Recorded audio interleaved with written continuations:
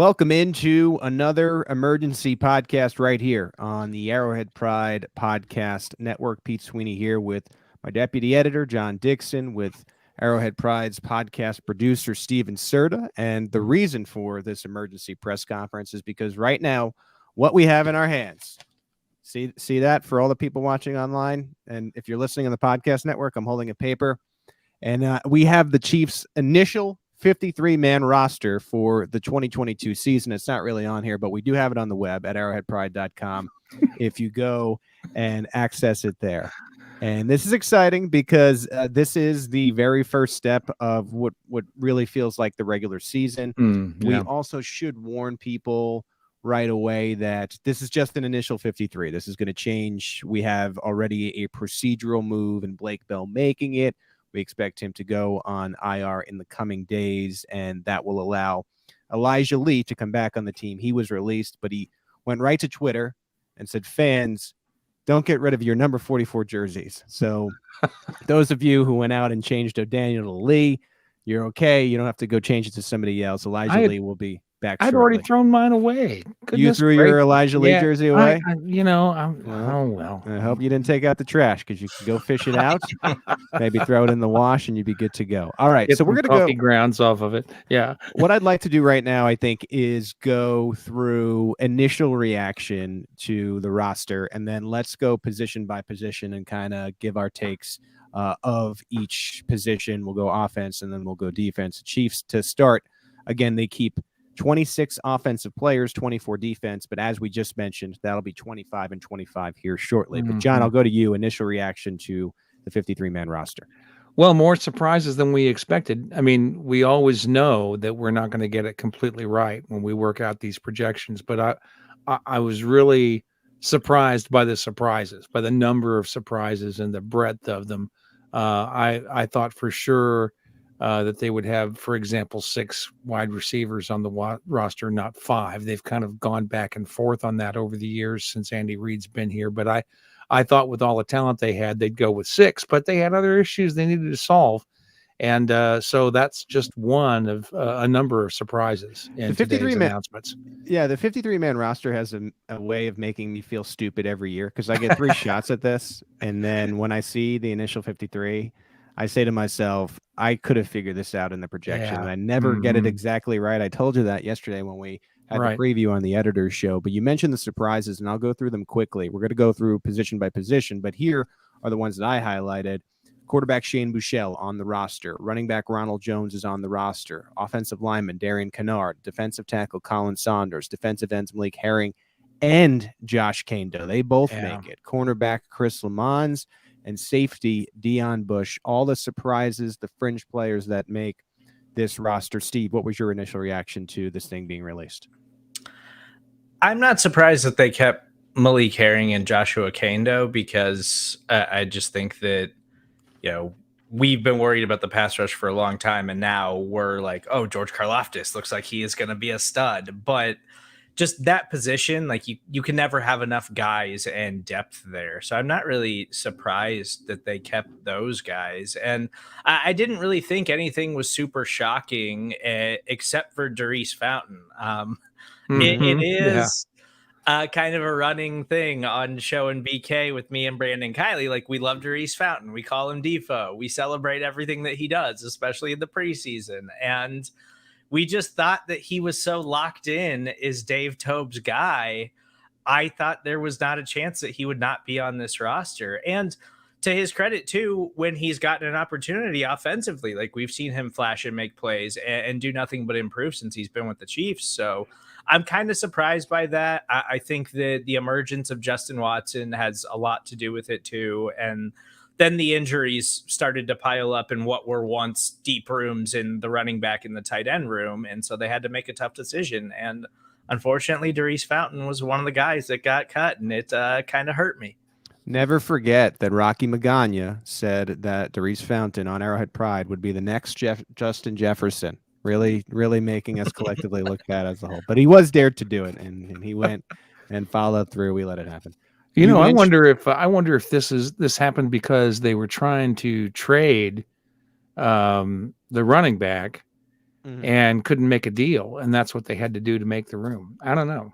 Well, as you mentioned, Fountain is one of the bubble surprise cuts. If we're looking through this list of somewhat surprising, DiCaprio Boodles, your backup nickel. I thought he had an outside chance of making it. Najee Johnson, the 7th rounder who you drafted this year. You can only keep so many of these draft picks when you pick 10 times.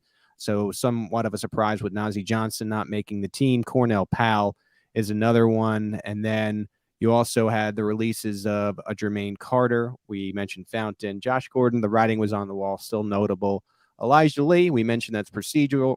Austin Ryder, it has been said that Ryder is a hopeful for the practice squad. And then both defensive tackles, Danny Shelton and Taylor Stallworth, I think we thought one of them would make it, and neither did, at least on this initial look. And it's a good place to remind you that there's a 16-man practice squad coming.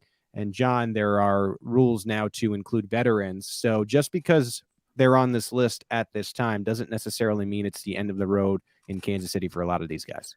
Yeah, we have a habit, and it's a bad one, of referring to it as the final roster through much of July. Far from it.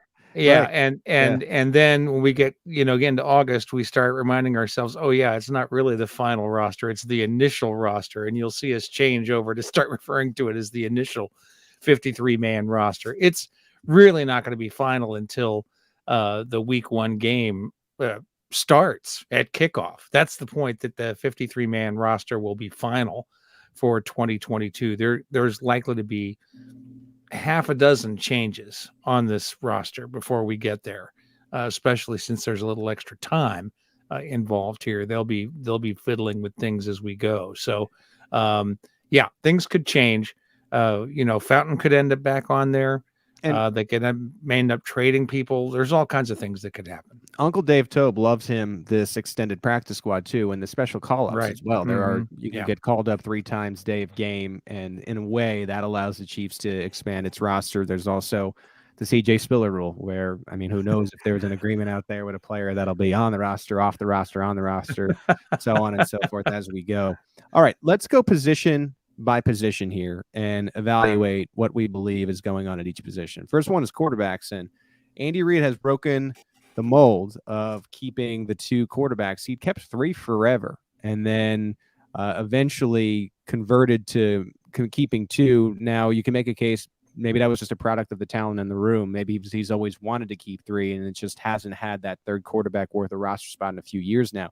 But Shane Bouchell has finally broken through. He had 166 yards and 2 touchdowns in the final preseason game. This is the 2nd preseason game in a row where, the 2nd preseason in a row where he was able to stand out in a game. And I think it was just too much to make him vulnerable to other teams in the league potentially looking for a young backup. And so Shane Bouchell remains with the Chiefs behind Chad Henne and Patrick Mahomes. Steve, let's go to you.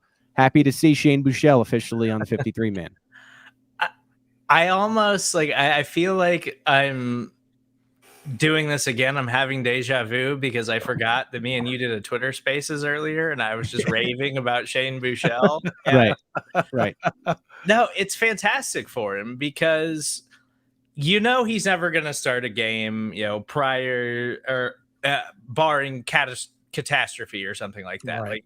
But Shane Bouchell has done everything that you want a 2nd, 3rd string quarterback to do in the NFL. Every time he gets opportunities in the preseason, he makes plays and he looks good. And, he's looking good against bottom of roster players, but that's what you expect from a guy like him. It's cool to see them finally reward him with the 53-man roster spot, because when he's gotten the playing time, when he's gotten the attempts every single time, he has looked good and he has made plays. And so I think he's deserving of it. And he definitely played his way into it. So, we talk about some other players that we love, like Jody Forts and his incredible story. What Shane Bouchell has done here is pretty cool. Yeah, I'm agreeing with you, and I think you make some good points. Shane Bouchell, John, was certainly a player that had to earn his way to the roster. It wasn't a given that he was definitely going to be on it.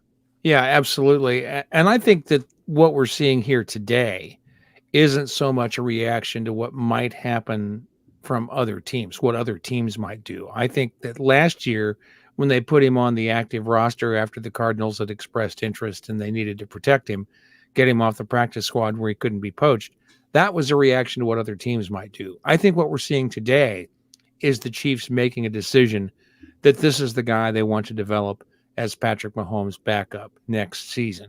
And they could have done that by keeping him on the practice squad, but they would run the risk of losing him. So, it's a little bit about that, but I think it's mostly about them saying, this is the guy we want to develop right now. As Steve said, and I mentioned this on the car ride space, which I'm unsure is legal. I don't know if I was supposed to be on Twitter Spaces while I was driving a car this morning, but I was, and I mentioned it, and this is a sign of us all getting a little bit older.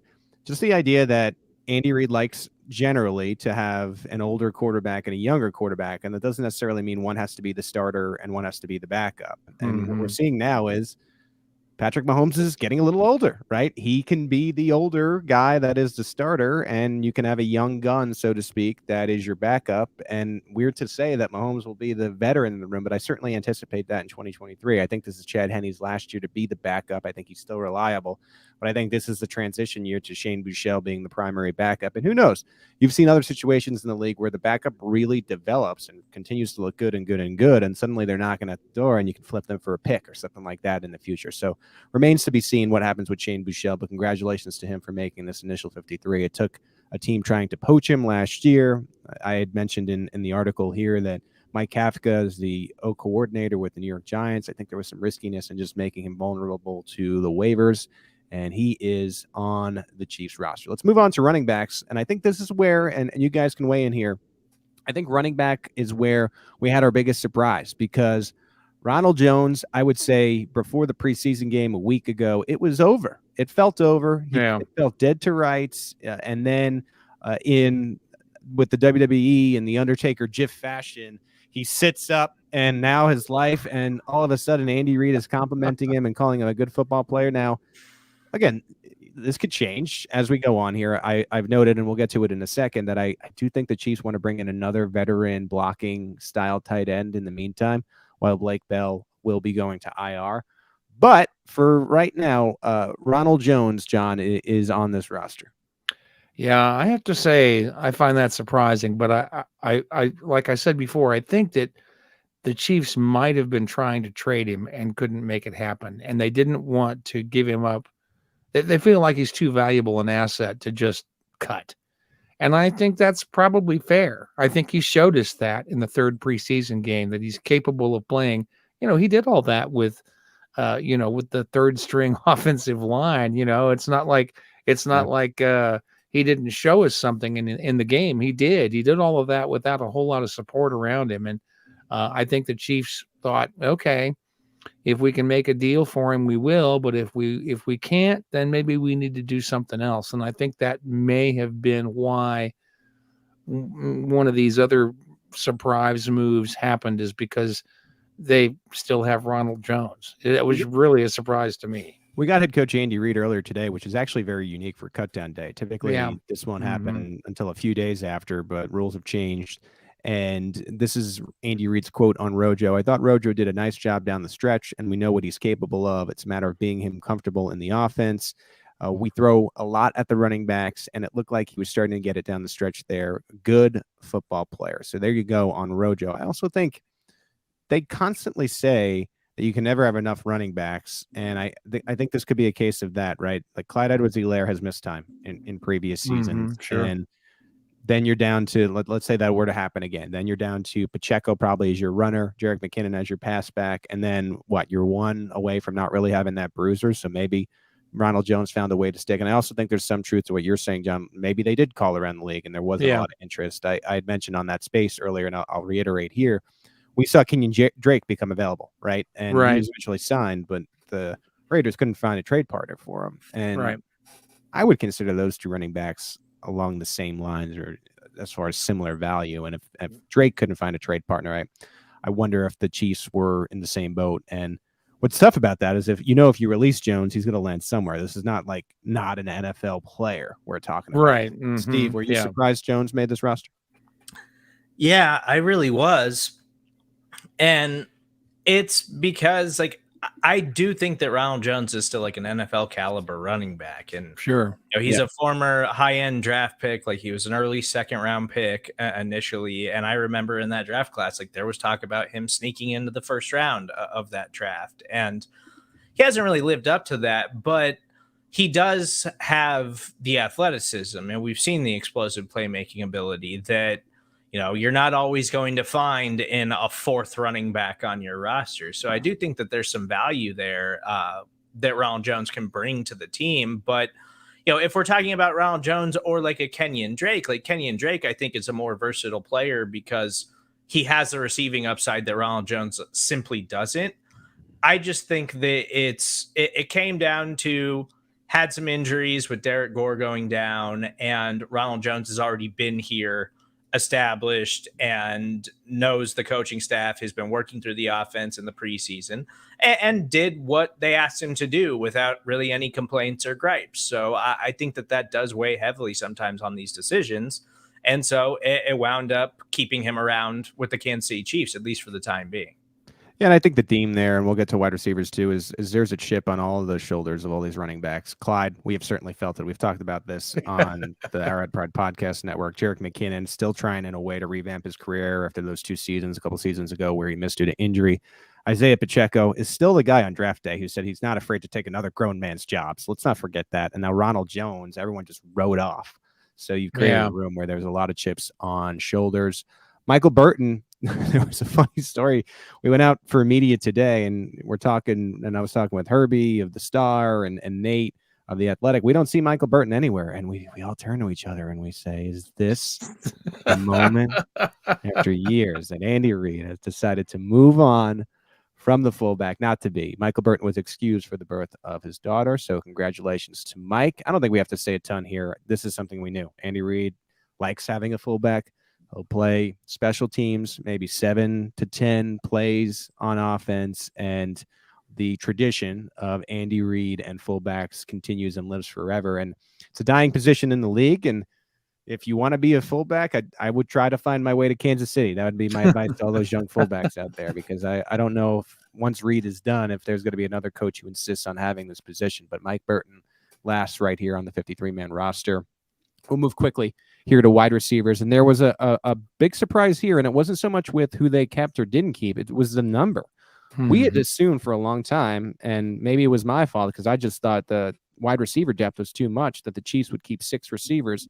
So, Steve, we'll go back to you. Juju Smith-Schuster, Marquez Valdez-Scantling, Mecole Hardman, Sky Moore, and Justin Watson rounds out the room, and that's it.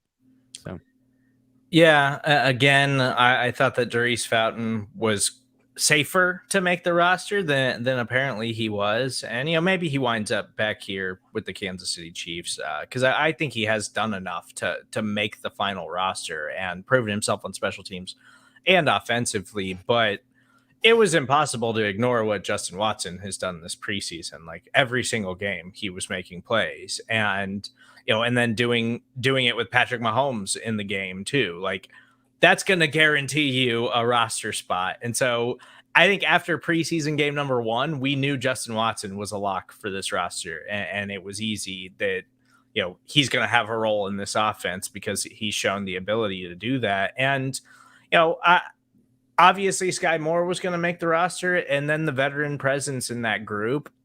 I think he should carry more than 5 wide receivers. Personally, it feels a little thin, but they do have depth still, and they've got a lot of guys that you feel confident 1 through 5 that those guys could make plays during a regular season NFL game. And you got to see who lands on the practice squad too here. I think in keeping 5, there is a little bit of an assumption that Corey Coleman and Cornell Powell will make it through this period of uncertainty and be able to be put on the practice squad.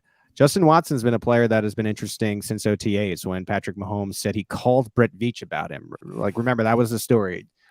Patrick Mahomes worked with him in Texas, and after the workout called Brett Veach to find out exactly how fast he is because he was outrunning Mahomes' bombs. So I think it was a dark horse, and we've known, I think, locally for a while that he would make it, but I think this may be some national surprise to an extent. John, what did you think of these receivers?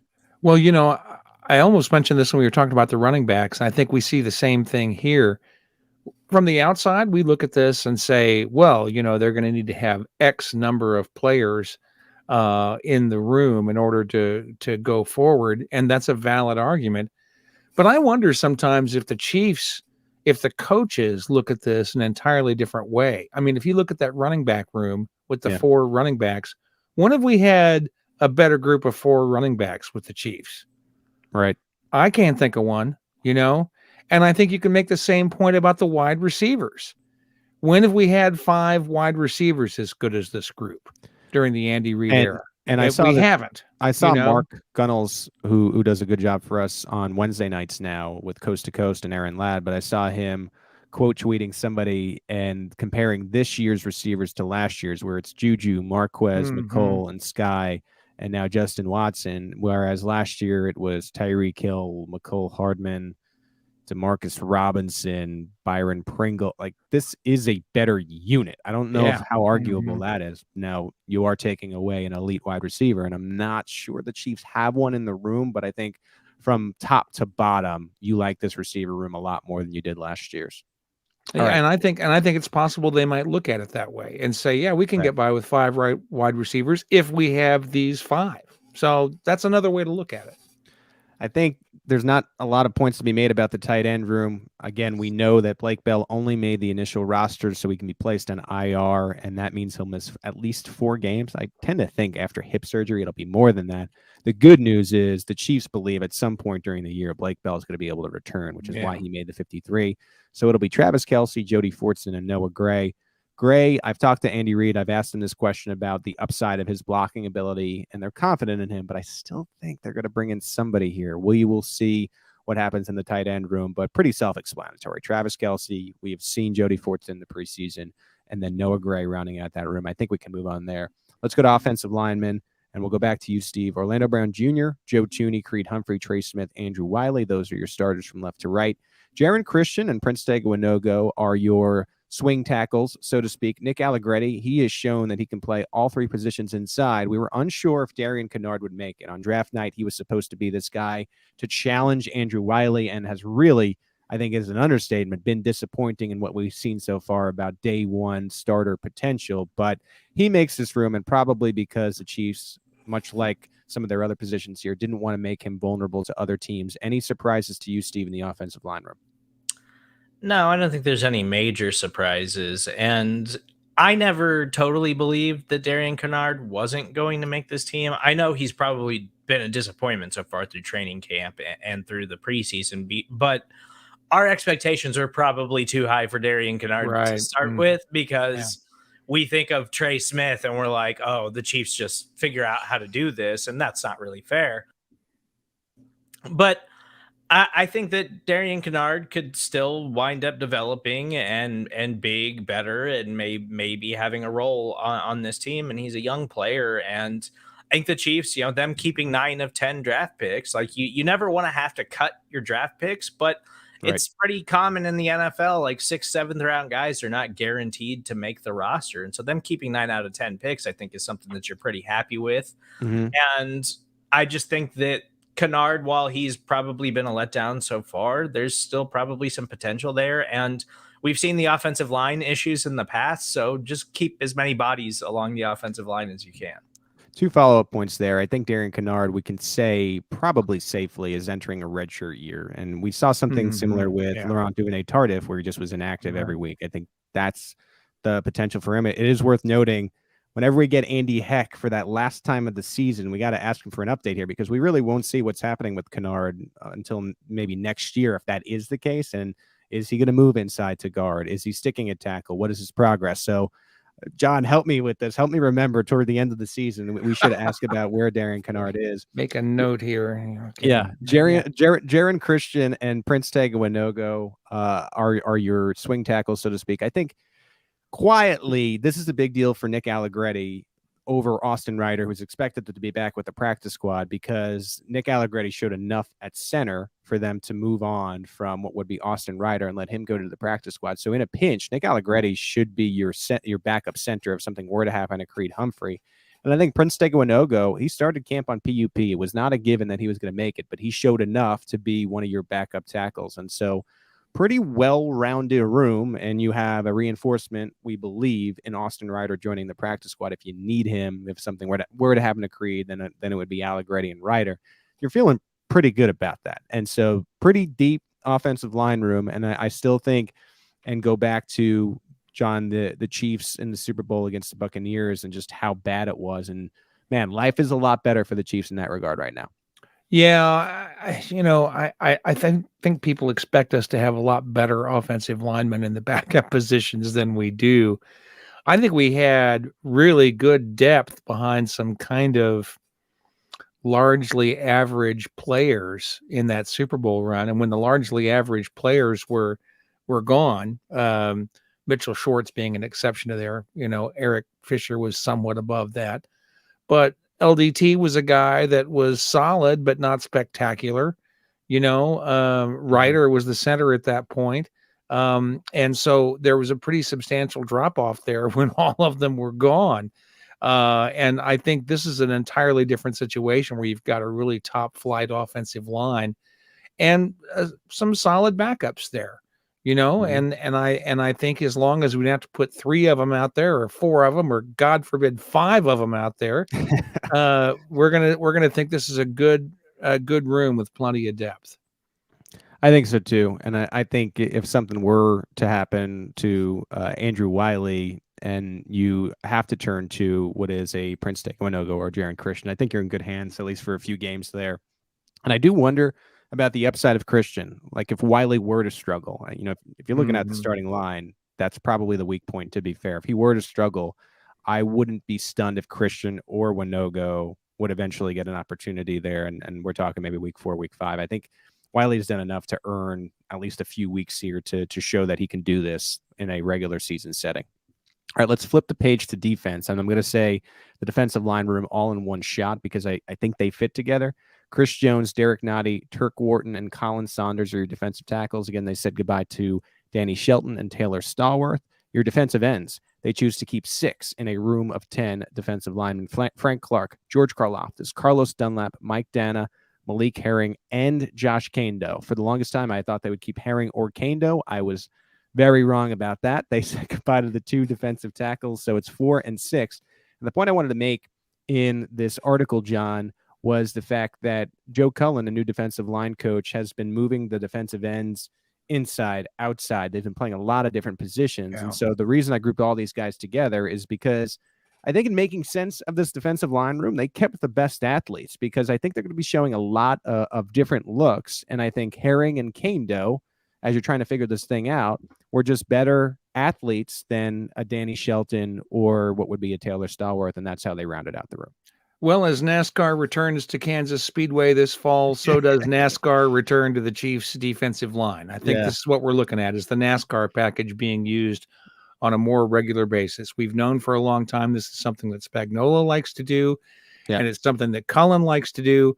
So guess what? All of a sudden, we've got 6 defensive ends in a 10-man room, and so we really shouldn't be surprised that's what they did. I think this is an excellent example of something that maybe we should have foreseen coming, that they would go ahead and keep both Herring and Kaindoh. I think they like Kaindoh's potential a lot. They just haven't seen it yet.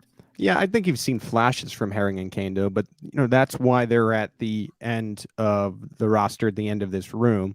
And I feel pretty good, I think, about the defensive line as a whole now that we've seen, and Steve, you mentioned this, and I'm sure you want to build on this point a little bit, but George Karlaftis looks like day one legit. I know it's just the preseason, but I think that makes a big difference as you look at this defensive line room as a whole. Well, and I'm still worried about this Carlos Dunlap Achilles thing. A veteran player, all of a sudden they're just You're worried about a 33-year-old who has a sore Achilles? Yeah, that's so crazy to me. Just all of a sudden, Andy Reid's just like, he's dealing with a little bit of an Achilles thing. He's just not going to practice for a while. Like, that's worrisome.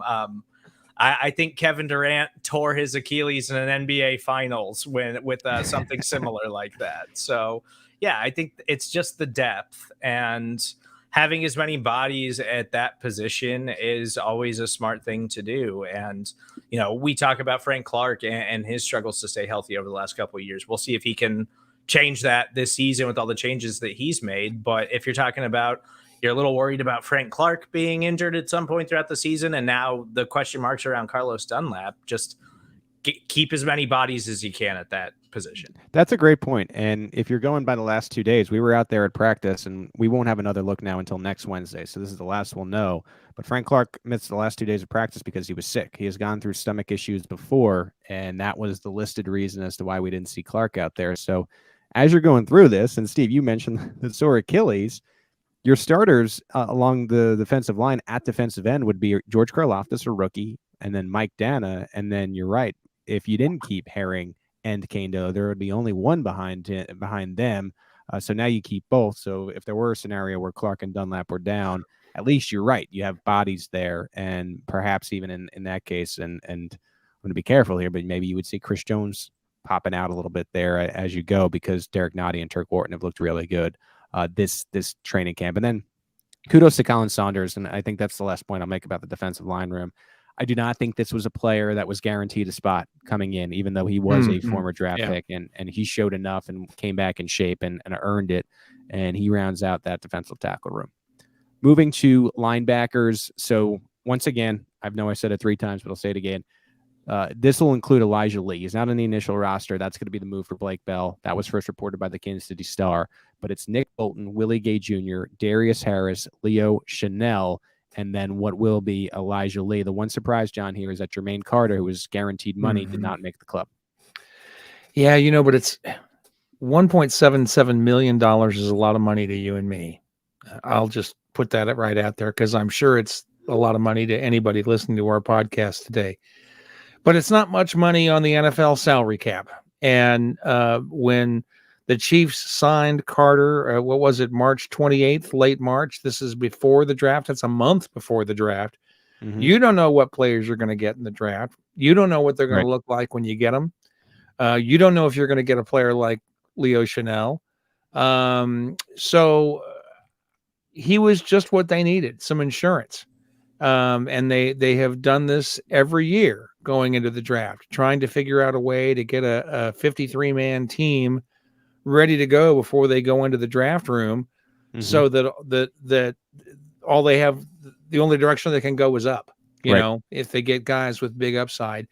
And I think that they were super happy with what they got in the draft. And I think they're super happy with what Nick Bolton and Willie Gay Jr. have been able to do. And I just think that's an indication of that. It's like, yeah, $1.8 million. Yeah. Who cares? It's not very much money. Steve? I'm as excited for this group of linebackers this season as I am for any other position on the Chiefs roster. And it's probably them and the wide receivers, just because I want to see how this all translates with Patrick Mahomes in the offense, which I still think is going to be very good. But I've been hyping up the linebackers all preseason because I think Willie Gay finally looks comfortable in the Chiefs defense. Finally looks like he knows exactly where he is supposed to be when he is out there on the field. And we've just seen glimpses of it here in the preseason where he's the first sideline to sideline linebacker they've had in a really long time. And he is clearly the most athletic linebacker that they have. And then Nick Bolton probably taking another big step. You expect him to really be good and be a really, really important part of your defense this season. And then, yeah, I think that they really like Leo Chanel too. And I want to see him get involved more with those 3 linebacker sets because I'm excited for these guys. I think they're going to be playmakers, and I think they're going to be really important to the defense. I think you're right, Steve. And I think as we're looking at this room, it's just important to remember that linebackers, again, in today's NFL, the starters are 2 of the linebackers. And as far as, the nickel package, you don't get any better than Nick Bolton and Willie Gay Jr. maybe in the league. And you look at the rest of the room, and it's pretty good. You have Elijah Lee, who will be your starting Sam in the base. I think Leo Chanel will work his way to that. Darius Harris becomes your backup Mike. And it's a pretty good room, especially when you consider, again, nowadays you start 2 linebackers, typically speaking, at a time because you're in the nickel more. And that's an elite tandem. Nick Bolton and Willie Gay Jr. has elite potential and pretty good depth behind them. All right, let's go to the secondary. You keep 6 cornerbacks and you keep 4 safeties. So it's L'Jarius Sneed, Rashad Fenton, Trent McDuffie, Joshua Williams, Jalen Watson, Chris Lamons. And then your safeties are Juan Thornhill, Justin Reed, Brian Cook, and Deion Bush. I guess if there's any kind of slight surprise here, it's that Najee Johnson, one of your draft picks, was cut. I know the Chiefs will try to retain him on the practice squad because they do feel good about him. It's just someone that you need to develop while you keep Lamons and Bush, who are key special teams guys. John. Well, I think that's one of the reasons they can get by with 5 wide receivers too, is that they can, 2 of their special teams guys are coming out of the cornerbacks and another one coming out of the safeties. And I think that, I'm sorry, that would be 2 from the cornerback and the safety. Sorry. But that's the point, though, that gives them the flexibility to go with 5 wide receivers, particularly because they're good ones. Another thing that maybe we should have anticipated ahead of time, if we'd known what they were thinking, we could have figured all this out. But, in retrospect, it all makes sense. And I think that the Chiefs probably will not play Williams and Watson as much as some of these other players. I think they both need some seasoning, but I think the Chiefs really like what they see and the potential of those 2 players. And so I think they want to hang on to them and give them some spot time in the defense and let them develop into top quality players. I think that's their ceiling for sure. Steve, this cornerback room is especially young, and that'll be different for Steve Spagnuolo with Snead, Fenton, McDuffie, Williams, Watson, and then Lamont rounding it out. Oh, and when we talk about like how young they are, I do think that Joshua Williams and Jalen Watson, like what we've seen from them so far, they've both been impressive and had their moments. I know in the final preseason game, it was kind of a disaster for Joshua Williams. But that's when you're a player that's that young. And I think that you have to keep in mind the step up in competition that he has coming from an HBCU smaller school compared to like some of these Division I programs too. And he missed a lot of time because of COVID, and he's going to take a little while to develop, but they have a pretty similar track record in developing a cornerback, Charvarius Ward, who wound up being a really good corner for them. And they did it with L'Jarius Sneed, who is one of the most important members of that secondary now. So they've got a good track record over the last several years of developing these guys. And the fact that they like Jalen Watson so much, on top of the fact that we've seen the athleticism of Joshua Williams, they're both high upside players who just need time to develop and figure out the NFL speed. So I still think there's reason to be excited for them. I'm hoping that they're not significant players in defense like the first 7 weeks of the season. I'd rather see them later on in the year after they've had some more time to develop. And I think they can be good.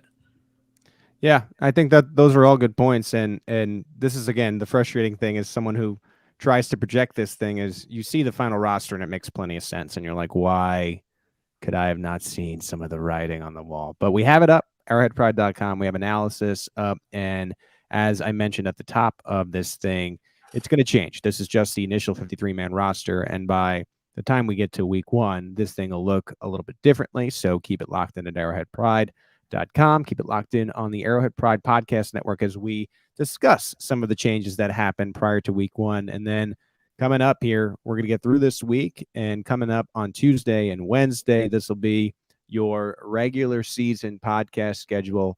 It's here. The 2022 season is here. The roster is here. It's an exciting time for all of us at arrowheadpride.com. So for Steve Serta and John Dixon, thank you for joining us for another emergency podcast right here on the Arrowhead Pride Podcast Network.